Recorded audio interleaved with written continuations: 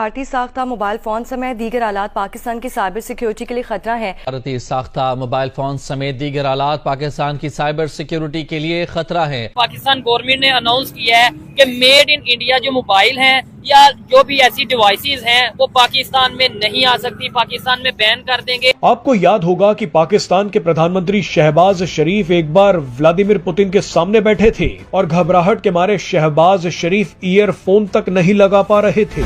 PM Modi के डर से तो शहबाज शरीफ अब मोबाइल फोन का इस्तेमाल करने से भी घबरा रहे हैं।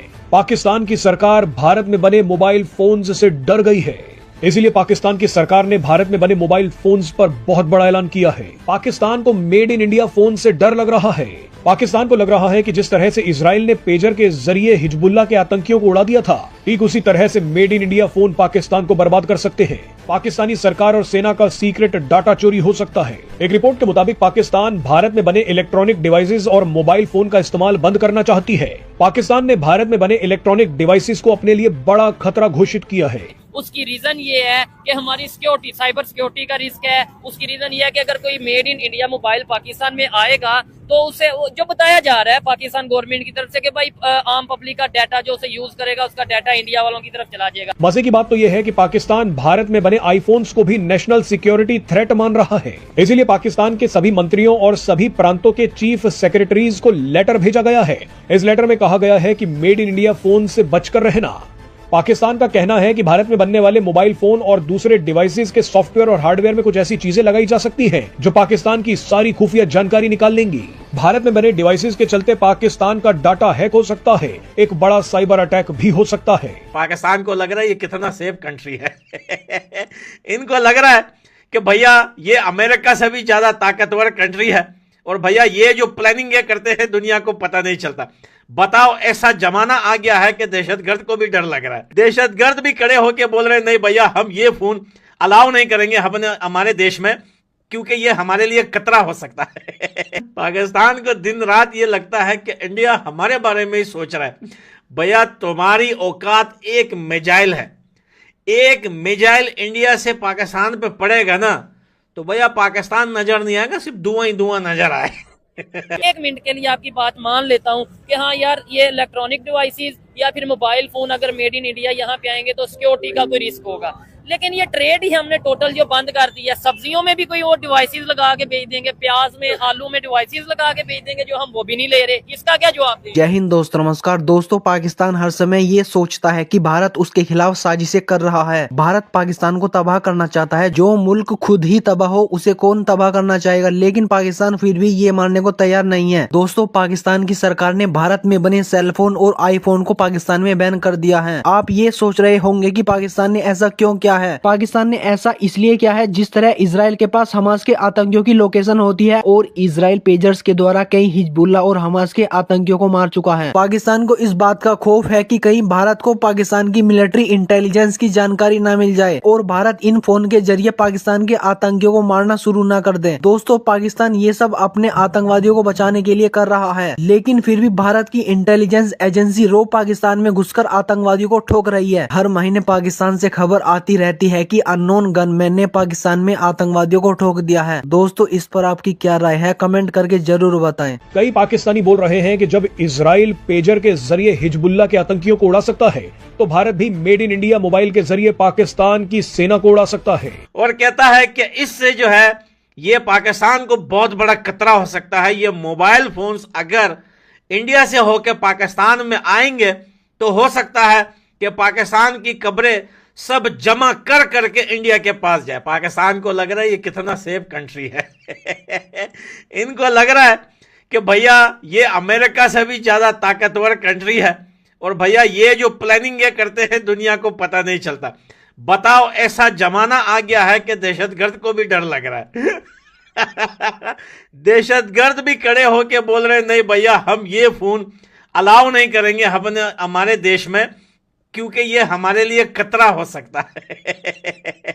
अच्छा, वो ये नहीं बोल रहा कि ये सेल फोन अगर पाकिस्तान में आएंगे तो हो सकता है कोई दहशतगर्द कंट्री हमारे देश में दहशतगर्दी करे।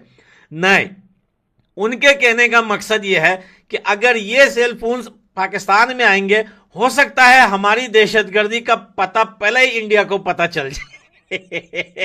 और इंडिया ने ये मोबाइल फोन सिर्फ इसलिए लॉन्च किए हैं कि रुको भैया, ये इसलिए बनाए हैं कि पाकिस्तान भेजें और पाकिस्तान की जो है हालत हम जमा करें कि पाकिस्तान में हो क्या रहा है। अरे पाकिस्तान, तुम्हें क्या लगता है तुम बहुत बड़ी कंट्री हो? अबे साले, तू कटोरे में पड़ा एक चवन्नी भी नहीं है।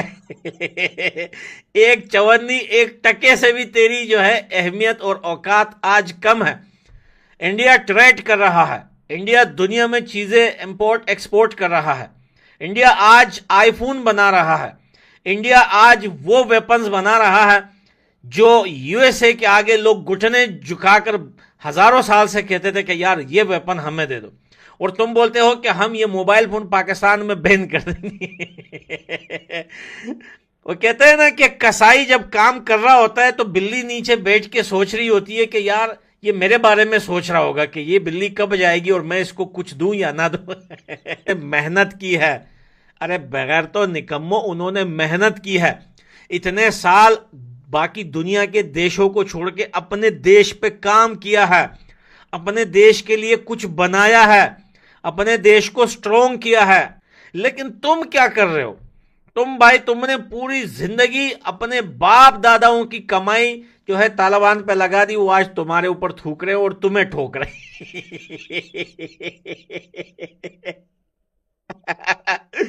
20 साल तक इन्होंने जिनको पाला पोसा, उनको खिलाया पिलाया, इस वजह से कि ये किसी दिन हमारी ढाल बन के इंडिया को काटेंगे, आज वो उन्हीं को ही ठोक रहे। पैसा बर्बाद सालों का, जिंदगी भी बर्बाद, वक्त भी बर्बाद और टाइम भी बर्बाद।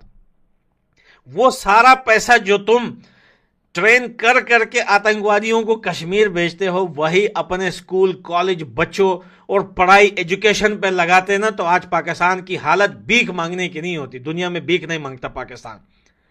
आज आप देखो, इंडिया दुनिया में हर साल हजारों आईटीज, डॉक्टर, इंजीनियर्स जो है वो एक्सपोर्ट कर रहा है, लेकिन पाकिस्तान जो है भिखारी एक्सपोर्ट, पहले आतंकवादी एक्सपोर्ट करता था, वो तो भाई हालत खराब हो गई। अब इनकी पैसा है नहीं, इकोनॉमी खत्म है, अम्मा भूखी पड़ी है।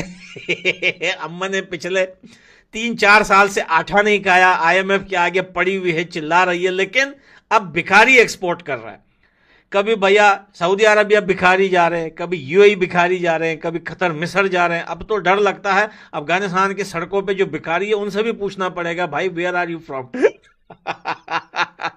आप बड़े हरामी हो, क्योंकि अफगानिस्तान का 1 रुपया पाकिस्तान के 5 रुपए लगभग बनते हैं। तो भैया वहां से 1 रुपया भीख में दे दिए तो पाकिस्तान के तो 5 बन गए। और पल्ले पल्ले हो गया भाई तुम्हारा। तो भिखारी क्या बच्चों, उन्होंने मेहनत की है अपने देश में। उन्होंने ये मोबाइल फोन इस वजह से नहीं बनाए कि पाकिस्तान में भेजे जाए। तुम्हारी औकात है मोबाइल फोन खरीदने की? तुम्हारी औकात है मोबाइल फोन खरीदने की?